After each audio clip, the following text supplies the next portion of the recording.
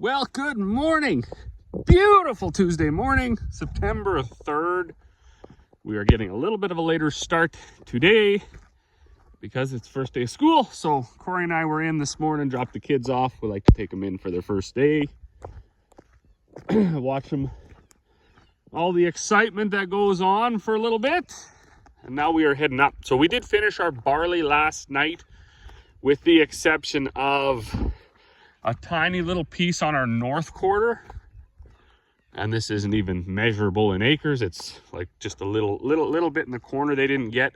It was a wet spot that was kind of peaty that we haven't seeded for years.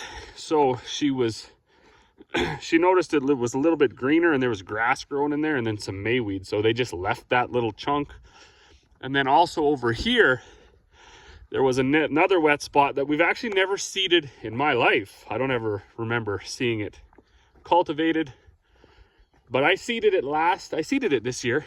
And well, you can imagine how that turned out. It wasn't very good. It's all the grass came back. So there's some barley in there, but there's green grass that's like up to here. So I think what I might do is once they get rolling on the wheat, I'll go swath it. Because we do look like we have decent enough weather, and it might be an acre down here, so it's not nothing too crazy. A guy could take the pickup header out once we're done harvesting and go grab that and see what we do with it. It'll be just feed or something. Anyways, there'll be so much other stuff with it, I think. But check this out. Well, you know what that means? It means we got enough rain overnight to settle the dust.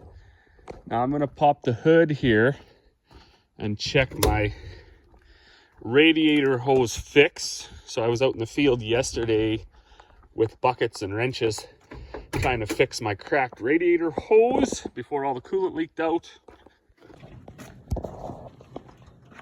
So that was down in there, up in there. I don't see any drips. So life is good. The reservoir is still full. I don't know how things get airlocked or whatever you want to call it once you drain 2.5 pails of coolant out and then put 2 back in there and then the reservoir is full. You just know there must be a void in the engine somewhere that didn't get everything back. So that's what happened. I drove it home, and halfway home, I got the old ding, ding, ding, low coolant. So then when we were here, we filled it up, and life was good. See if this old girl starts. We're still playing that Russian roulette here.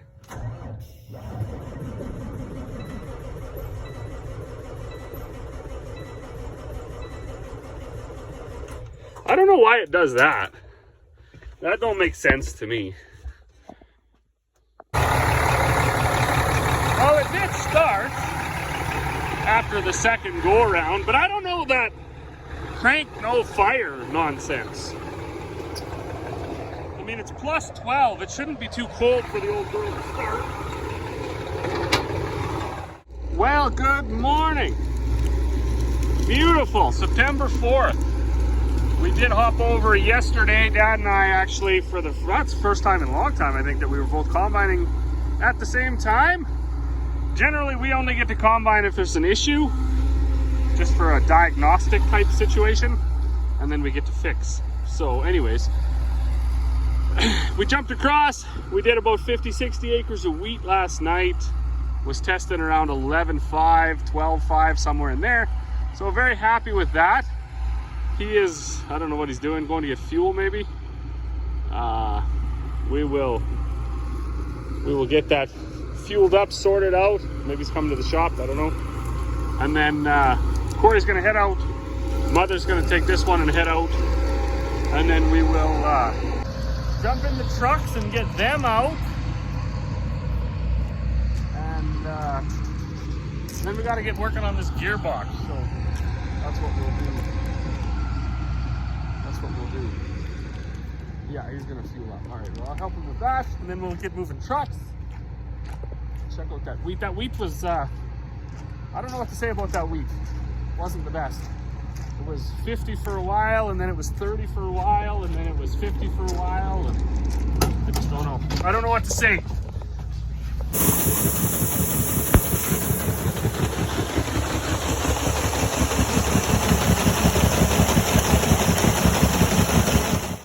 Well, good afternoon. 4 o'clock. I see Papa just got the kids off the bus, so he'll be in there learning about their second day of school, getting them a snack or something and getting them into farm clothes. Mother is chugging away with the 9610. Corey and the baby are cruising around in the 9750. I gotta say, those are always the coolest looking times in the fall, when you got a combine just like striking out down the middle somewhere. Nothing wrong with that at all. Well, we're up the field. We got 2 monkeys up in the top. And we got 1 monkey over there. Then we got 2 monkeys in there. And then we got another monkey up in that tandem. So, a whole bunch of monkeys in this circus. I don't know how the baler man is going to pick up this straw. That's what the rotary's leaving behind. So, but we will continue to drop it.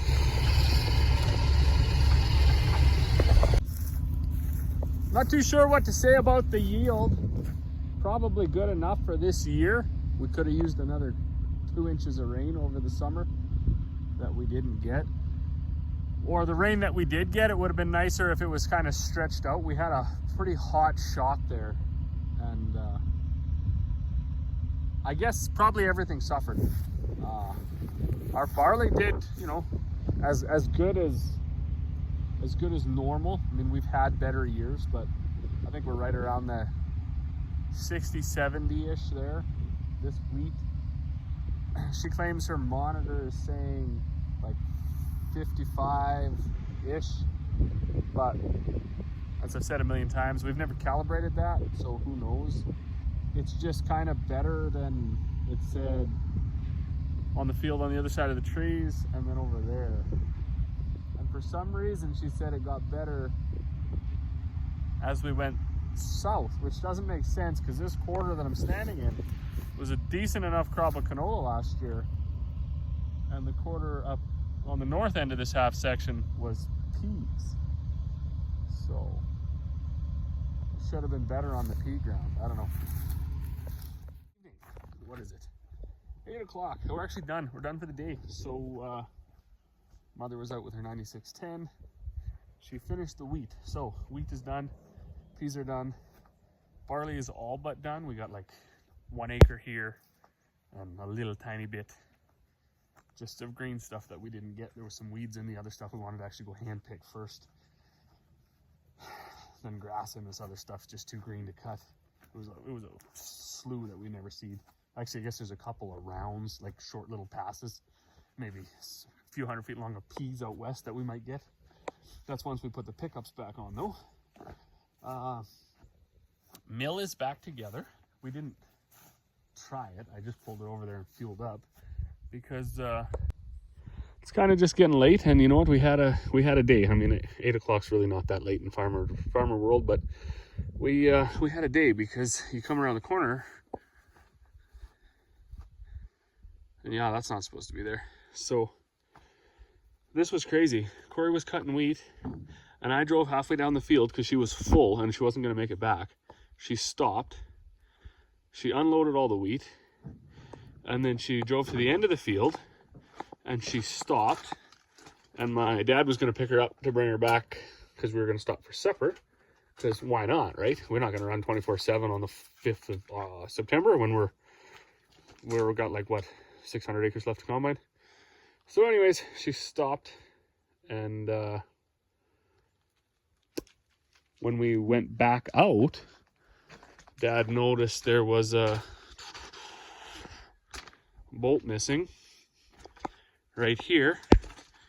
This bolt was gone, so that's not good, right? That drives your shoe, and or carries it, I guess. And then also she said the slip clutch for the tailings elevator was going off.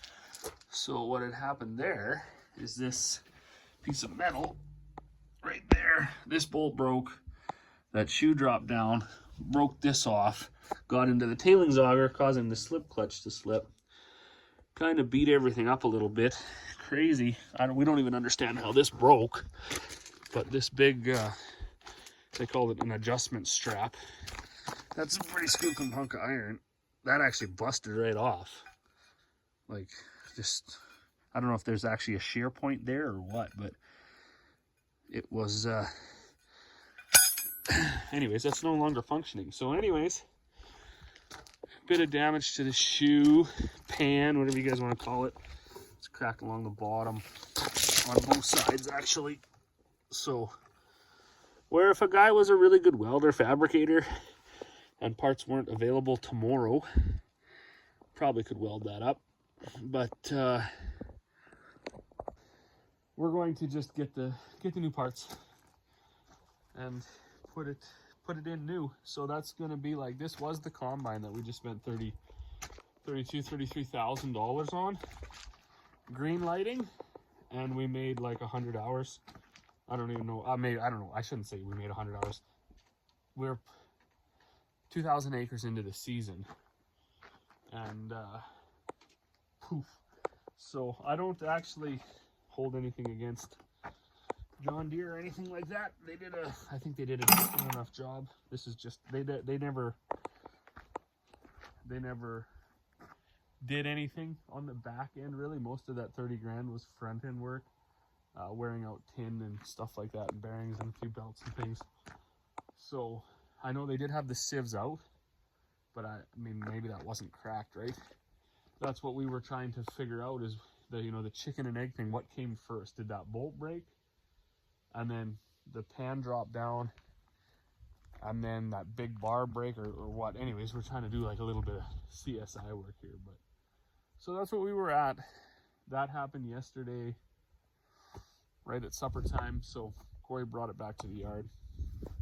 Dad and I sort of just grumbled about it, complained to each other, and took a few sensors off. And then it got dark right away. So this morning we come out about 8 o'clock and we pulled all that out. Got a hold of the parts guy. He said, if you let me know by 2 o'clock, I can get the stuff here by tomorrow or by Friday. So sounds like everything will be here in the morning.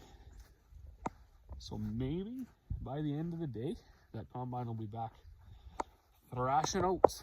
But as always, thanks for watching, and we will see you all on the next one.